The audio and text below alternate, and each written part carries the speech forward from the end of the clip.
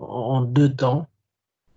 Nous avions dit la dernière fois que nous parlerons en deux temps. Et le thème de notre enseignement était: Tu aimeras l'Éternel ton Dieu de tout ton cœur, de toute ton âme, de toute ta force et de toute ta pensée.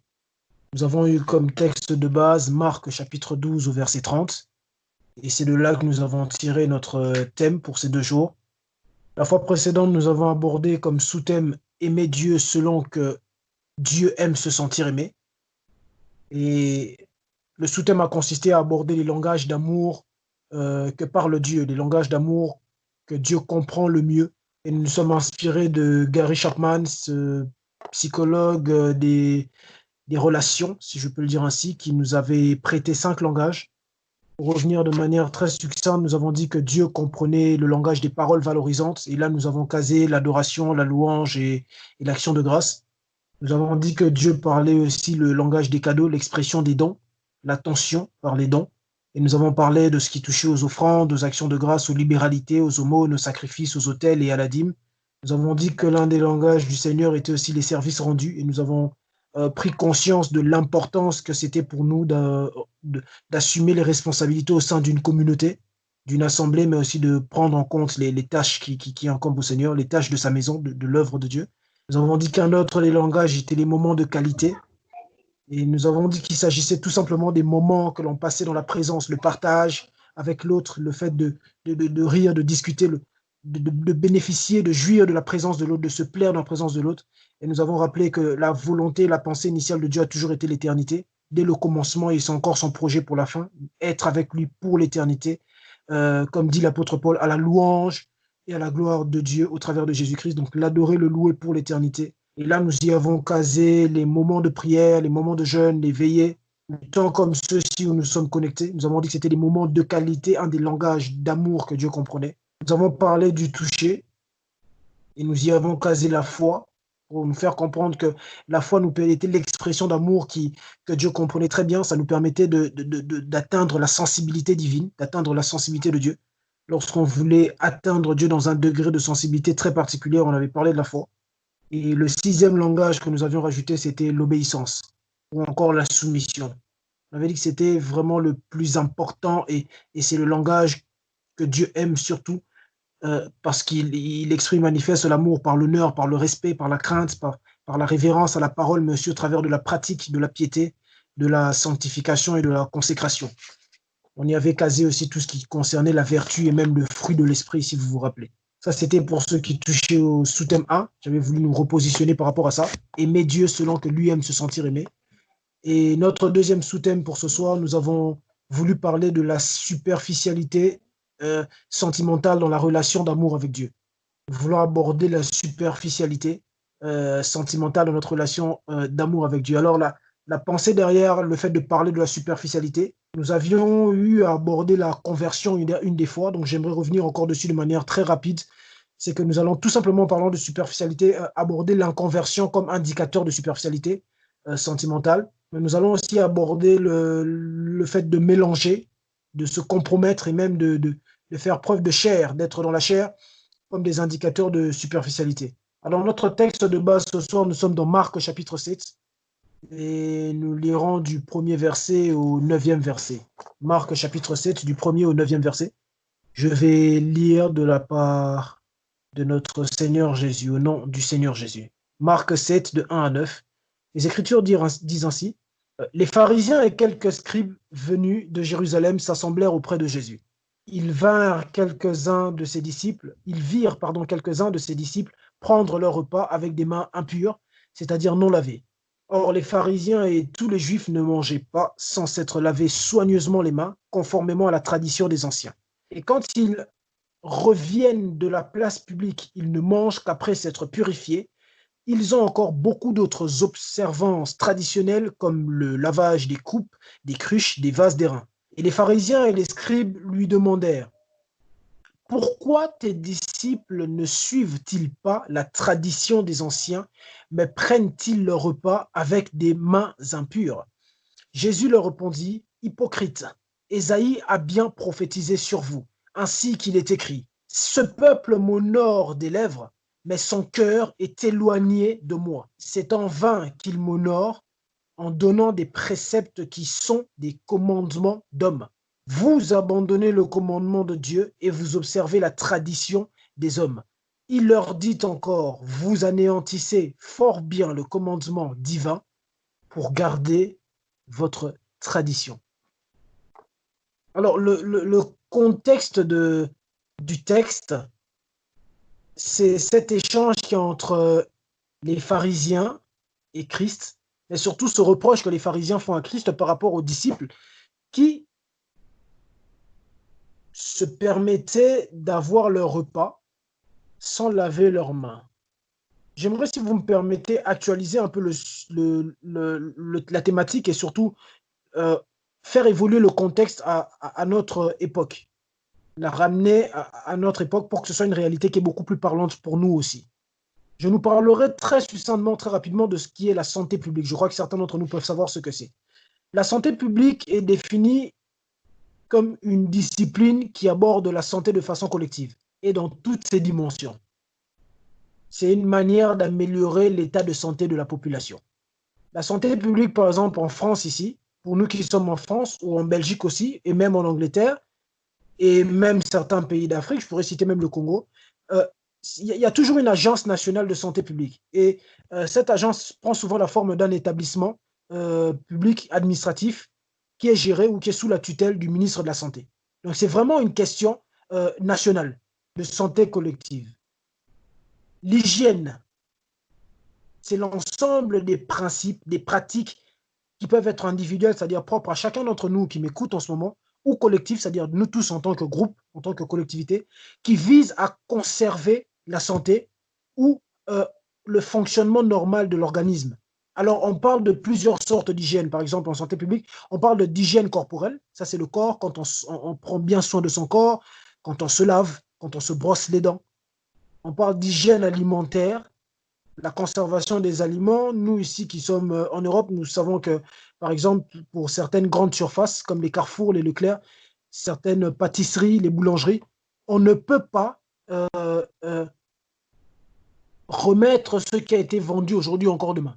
En tout cas, vous pouvez vérifier l'info. Quand c'est le soir, je sais qu'ils mettent dehors et parfois même, excusez-moi l'expression, mais on jette. On peut mettre ça à la poubelle et des gens passent pour ramasser. Donc, il y a cette volonté aussi d'hygiène, hygiène alimentaire. Il y a aussi ce qu'on parle d'hygiène de vie. C'est savoir boire de l'eau, dormir à une certaine heure, prendre soin de soi. Il y a les hygiènes de collectivité, il y a l'hygiène de l'environnement. Savoir faire en sorte qu'une ville soit propre, hein, des bâtiments soient propres, des constructions. Donc, dans l'hygiène, il y a vraiment cette intention de salubrité, c'est-à-dire qui est incorporée dans la santé publique. C'est de garder, c'est dans le but de préserver la santé. Et pourquoi je nous parle de ces histoires de santé publique alors que je veux nous parler de la superficialité dans l'amour? C'est tout simplement pour faire évoluer notre contexte par rapport aux Écritures.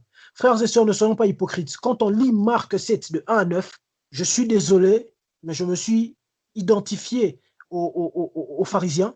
Je ne trouve pas ce qu'ils ont dit de mal. Nombre d'entre nous aujourd'hui savent que nous sommes dans une situation où il y a le Covid-19. On est aujourd'hui dans la nécessité d'être beaucoup plus hygiénique qu'avant. C'est-à-dire que lorsqu'on vient de l'extérieur, on se lave les mains. Avant de manger, on se lave les mains. Vous avez touché certaines surfaces, vous lavez les mains. Ne vous touchez pas le nez à cause des virus, des bactéries qui circulent et tout ça.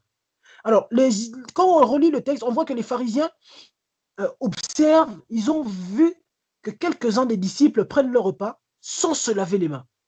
Et ils vinrent à dire, euh, Maître, ils disent à Jésus, pourquoi tes disciples mangent sans se laver les mains?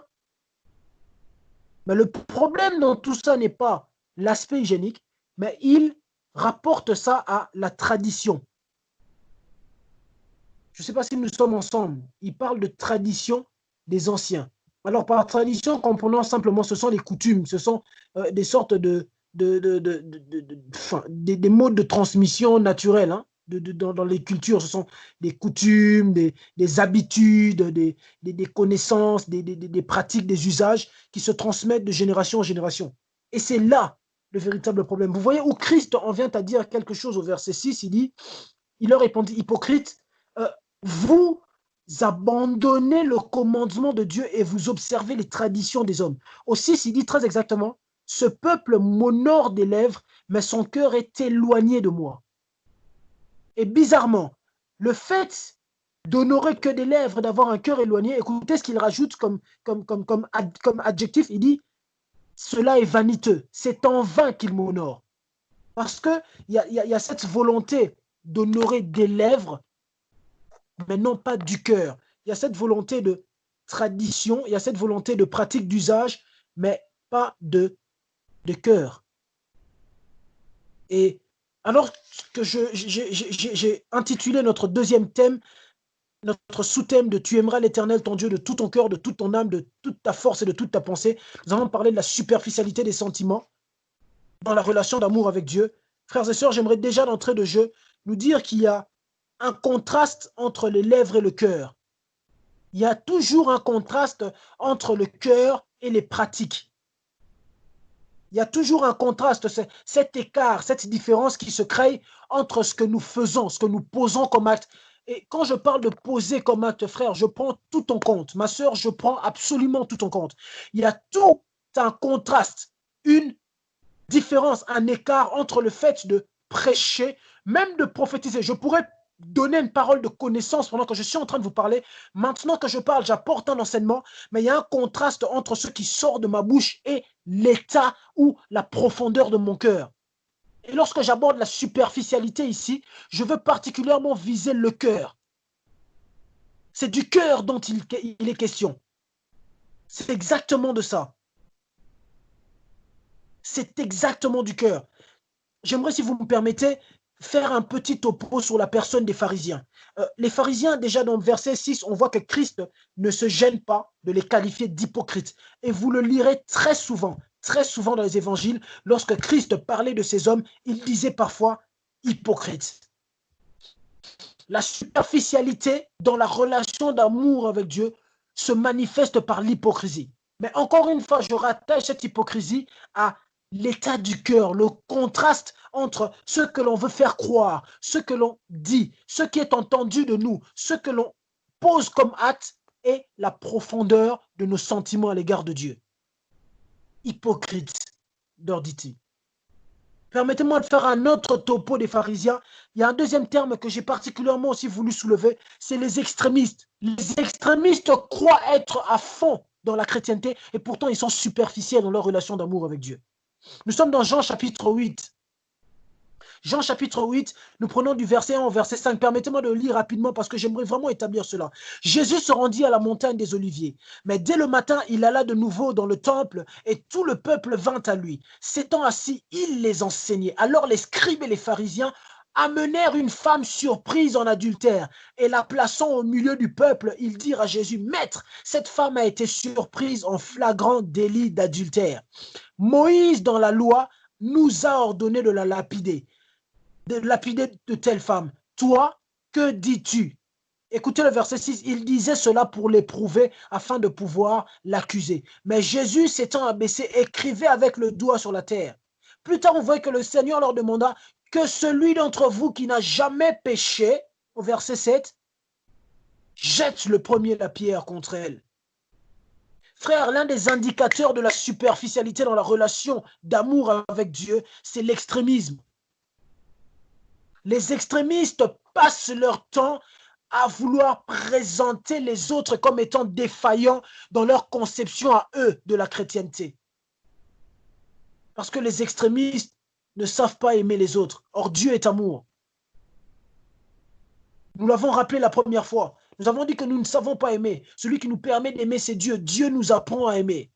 Et la superficialité de nos sentiments dans la relation avec Dieu passe aussi par le caractère extrémiste. Le fait d'être extrémiste dans les choses de Dieu.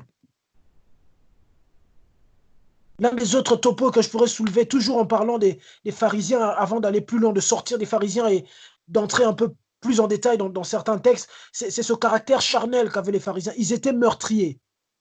Dans Jean chapitre 9, du verset 24 au verset 28, ils vont jusqu'à injurier l'aveugle. Il y a un aveugle que Christ a guéri. Il vint rimer, l'aveugle lui pose la question, « Toi, est-ce que c'est vraiment cet homme-là qui a guéri ?» Lui, il leur dit, « Écoutez, moi, je ne peux vous dire que ce que je sais.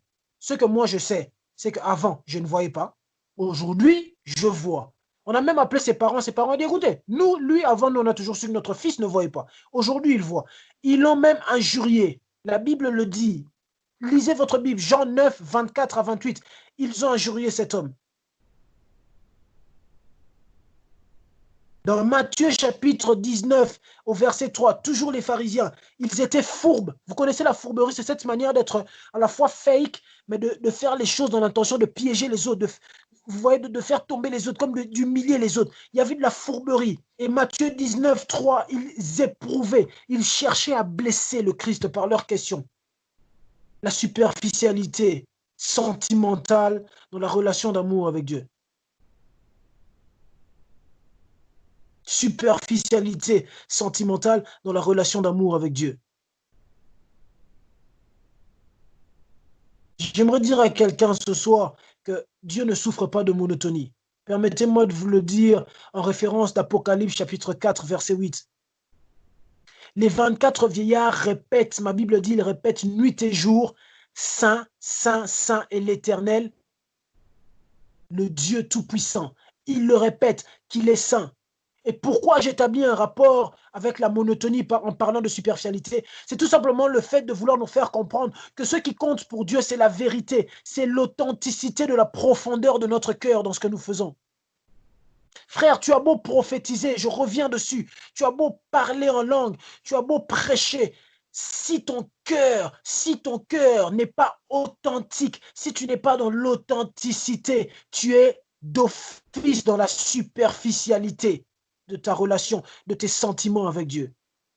Il y a une nécessité de vérité, il y a une nécessité d'authenticité, mais une profondeur dans la vérité. 1 Samuel chapitre 16 au verset 6. Je vais vous prouver cela, l'importance du cœur. 1 Samuel chapitre 16, au travers des Écritures, s'il vous plaît, pas par des philosophies. 1 Samuel chapitre 16 au verset 7. Et l'Éternel dit à Samuel, ne prends pas garde à son apparence et à la hauteur de sa taille, car je l'ai rejeté. L'Éternel ne considère pas ce que l'homme considère. L'homme regarde à ceux qui frappent les yeux, mais l'Éternel regarde au cœur. Dieu regarde nos cœurs. Il passe à la loupe le cœur de chacun d'entre nous. 1 Chronique chapitre 28 au verset 9. Et toi, Salomon, mon fils, connais le Dieu de ton père et sers-le d'un cœur dévoué et d'une âme bien disposée. Car l'Éternel sonde tous les cœurs et pénètre tous les desseins et toutes les pensées. Waouh! Si tu le cherches, il se laissera trouver par toi, mais si tu l'abandonnes, il te rejettera pour toujours. Dieu sonde les cœurs, il pénètre les desseins et toutes les pensées.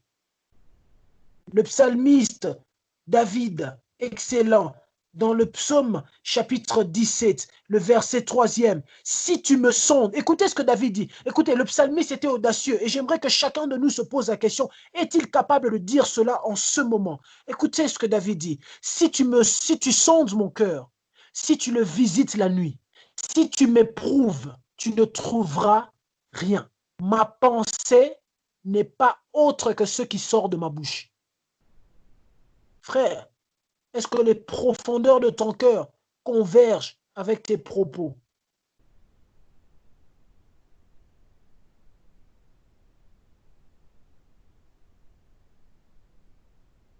Est-ce que les profondeurs de ton cœur influencent tes actes? Et quand je parle de profondeur du cœur, permettez-moi de marteler dessus. C'est uniquement aimer Dieu. Est-ce que Dieu est profondément l'objet de ton amour dans ton cœur? Est-ce que tu aimes Dieu au niveau du cœur? Est-ce que le sentiment d'amour pour Dieu dans le cœur est authentique?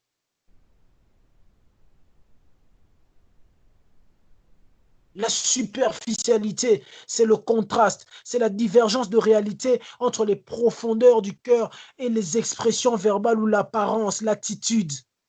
C'est cela la superficialité. Tu aimeras l'Éternel, ton Dieu, de toute ton âme, profondément dans ton âme. Si Dieu prenait la loupe et qu'il passait au crible chacun de nos âmes, qu'il regardait de près dans le microscope, qu'est-ce qu'il trouverait au-dedans? Est-ce que l'amour y est?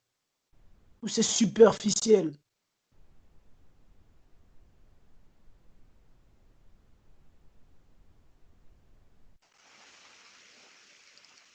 Jean chapitre 4, du verset 23 au verset 24. C'est la conversation que Christ a avec la Samaritaine, nous connaissons tous. Mais j'aimerais remettre encore en avant une fois de plus ce texte. La Bible dit, mais l'heure vient, et elle est déjà venue, où les vrais adorateurs adoreront le Père en esprit et en vérité, car ce sont là les adorateurs que le Père demande.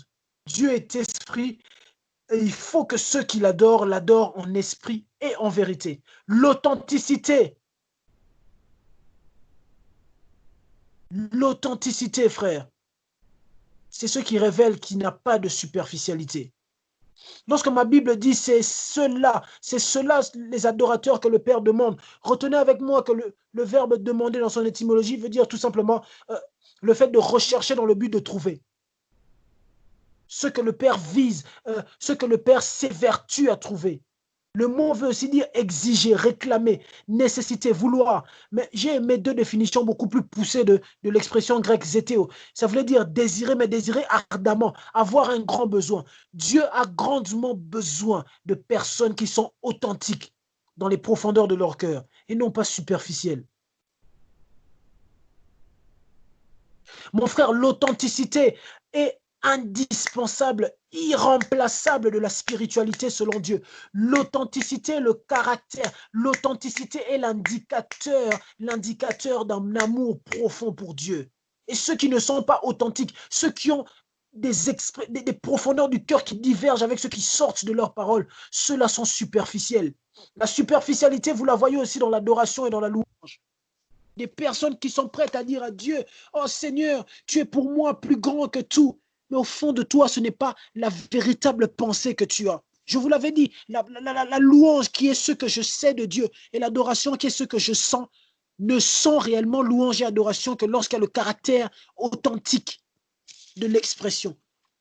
L'expression d'amour qui n'est pas authentique et superficielle. La superficialité sentimentale dans la relation d'amour avec Dieu, la superficialité de nos sentiments à l'égard de Dieu vient du fait qu'il n'y a pas d'authenticité. Vient du fait qu'il y a de l'hypocrisie. Vient du fait qu'il y a de l'extrémisme. Vient du fait qu'il y a des pratiques. On s'attache aux pratiques. Comme les pharisiens dans Marc 7, c'est le texte que j'ai voulu prendre de base pour établir le contraste, les pratiques. Vous savez, ces habitudes. C'est facile de se réveiller le matin et de mettre une chanson, mon meilleur ami, et 2 minutes, 3 minutes plus tard, on est dans une autre chanson, mais qui n'a rien à voir avec quelque chose qui rend gloire à Dieu. C'est très facile de vivre ça. Dans Apocalypse, il en vient à faire un reproche à une des églises. Ce que j'ai contre toi, c'est que tu n'es ni chaud, ni bouillant. Puis-tu même être alors bouillant ou puis-tu être... Donc, ce que Dieu veut dire, soit alors totalement païen ou soit alors totalement chrétien. Mais toi, il y a un mélange. À 13 heures, tu es à fond dans la louange. À 14 heures ou 15 heures, tu es déjà dans les musiques mondaines. À 14 heures, 15 heures, tu es déjà dans les expressions mondaines. Ce contraste-là marque la superficialité des sentiments. Ça ne veut pas dire qu'on n'aime pas Dieu. Non. Mais ça veut tout simplement révéler qu'on est superficiel. Or, ma Bible dit dans Marc chapitre 12 au verset 30, s'il vous plaît, faisons très attention aux mots. Tu aimeras l'Éternel, ton Dieu, de tout ton cœur, de toute ton âme, de toute ta force, de toute ta pensée. Il prend tout. Il y a tout avant tout le reste. Tout. La nécessité de plénitude. Cet adjectif qui quantifie tout. Nécessité de plénitude. Un adverbe de quantité. Un adverbe de qualité qui veut parler d'entièrement, de complètement, d'exactement, très précisément. Tout. Tout. Tu aimeras l'Éternel, ton Dieu, de tout ton cœur. Non pas de ton cœur, mais de tout ton cœur. Et le problème aujourd'hui, frères et sœurs, dans l'observance de cette loi divine, c'est la superficialité. La superficialité sentimentale dans la relation d'amour avec Dieu.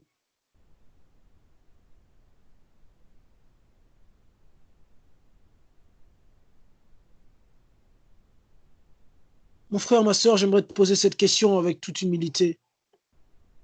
Et je me pose aussi à moi-même la question. Qu'en est-il de tes sentiments à l'égard de Dieu?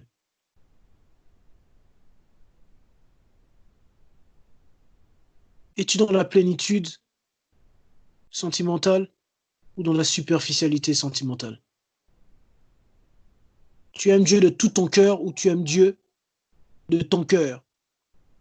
Tu aimes Dieu de toute ton âme ou tu aimes Dieu dans ton âme? Est-ce que tu aimes Dieu de toute ta force ou tu aimes Dieu avec ta force? Est-ce que tu aimes Dieu de toute ta pensée ou tu aimes Dieu dans tes pensées? Qu'en est-il de toi?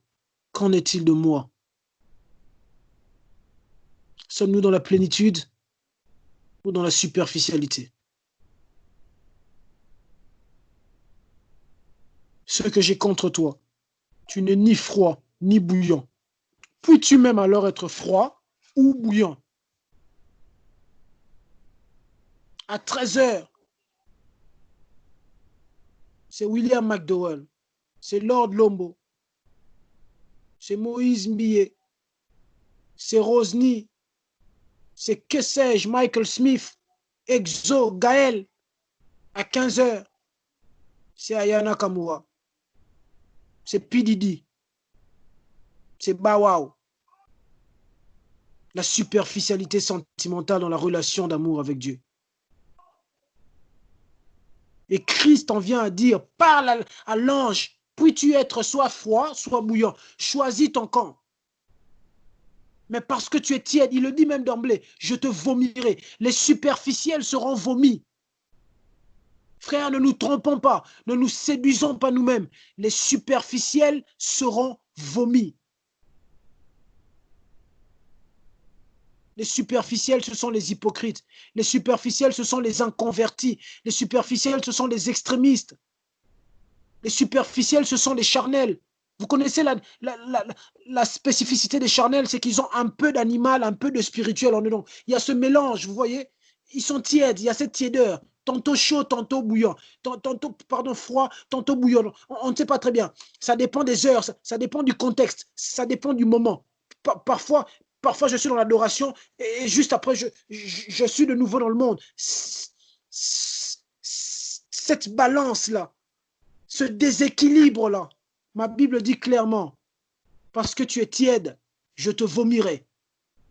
Ne nous trompons pas, ne nous permettons jamais de nous mentir à nous-mêmes. Écoutez, Dieu est grâce, Dieu est amour, mais Dieu est fidèle à sa parole. On passera tous devant le trône du jugement. Le jour du jugement, chacun d'entre nous passera devant le trône de Dieu. Et Dieu nous regardera par la grâce, au travers de Christ, la justification. Dieu regardera aussi sa parole.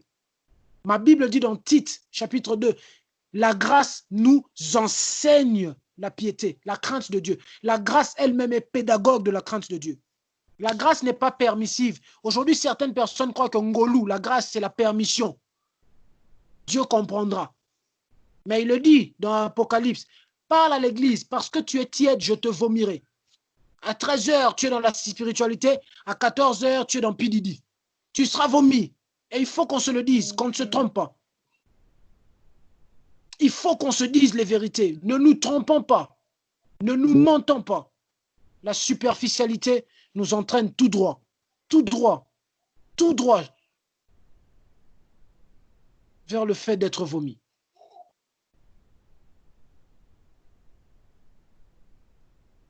Si vous me permettez d'insister une nouvelle fois, j'aimerais prendre un dernier texte. Mais j'aimerais que tous nous le lisons. Si chacun de nous peut prendre sa Bible dans 1 Roi, chapitre 18, au verset 21. Et c'est par là que nous allons chuter. 1 Roi, chapitre 18, au verset 21.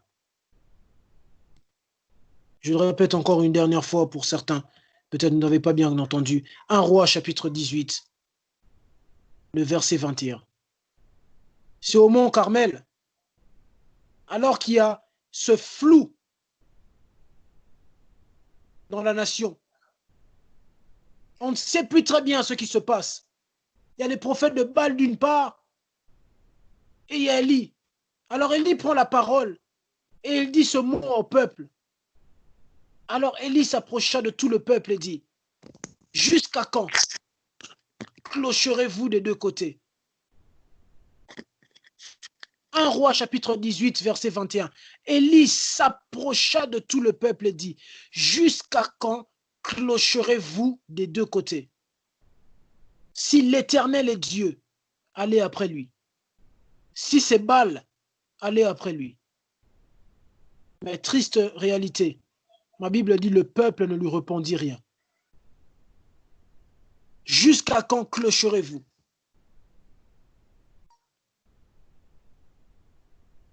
Mon frère, le mot clocher dans son étymologie, dans la racine araméenne, veut dire très exactement être entre deux opinions. Et lorsqu'on va chercher encore beaucoup plus loin le mot opinion, on veut voir pourquoi on dit être entre deux opinions. Elle veut très exactement dire division, être divisé en soi-même. Être divisé. Elle parle aussi d'ambivalence, le fait d'être ambivalent.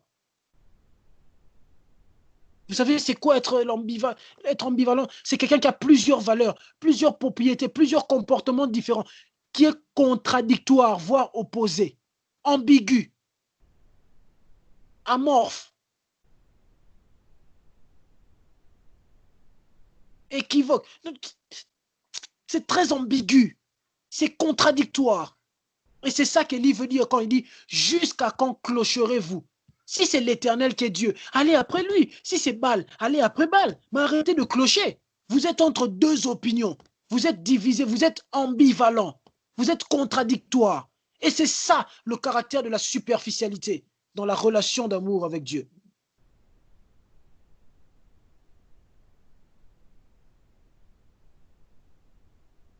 Je bénis Dieu de ce que je ne pense pas qu'il y ait des personnes sur cette plateforme qui clochent encore.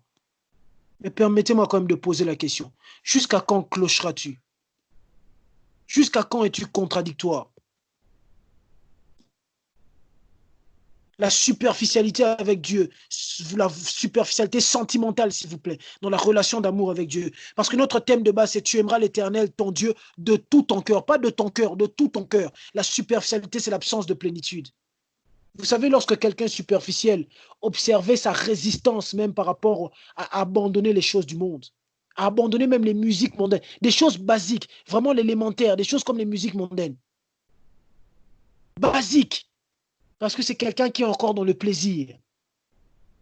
Il a encore besoin que la chair, vous savez, la chair a encore besoin d'entendre encore ces petites mélodies-là. C'est des choses basiques. C'est des indicateurs. Ça ne trompe pas. Mon frère, ne nous mentons pas nous-mêmes. J'aime beaucoup la Bible. Elle le dit dans Galates. Elle dit, ne vous trompez pas. Ne vous trompez pas vous-même. Ne vous faites pas d'illusions. Certaines versions dynamiques disent, ne vous bercez pas d'illusions. Ne vous bercez pas. Ne vous bercez pas. Nous ne sommes plus dans un temps où il faut continuer à se tromper, à se bercer, à se mentir. Jusqu'à quand clocherions-nous? Jusqu'à quand serons-nous superficiels?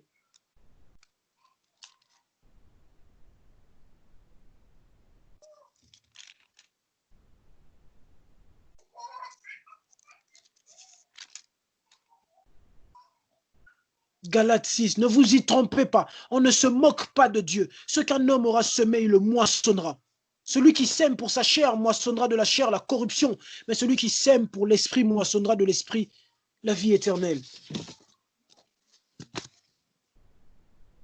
Église de Jésus-Christ, j'en ai fini pour ce soir. Mais j'en reviens avec cette question. Où en es-tu dans ta relation d'amour avec Dieu? Es-tu authentique dans la profondeur de ton cœur lorsque Dieu te sonde, lorsqu'il regarde dedans? Est-ce qu'il y a de la plénitude de sentiments pour lui? Tu l'aimes lui et lui seul, pleinement, totalement? Ou tu es superficiel?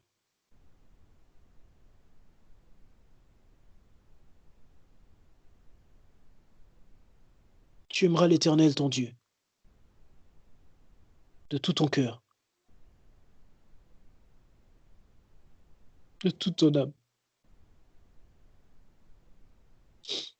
de toute ta force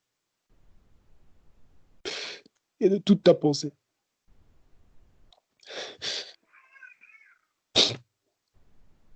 Tu aimeras l'Éternel, ton Dieu, de tout ton cœur, de toute ton âme, de toute ta force et de toute ta pensée. Dieu bénisse sa parole.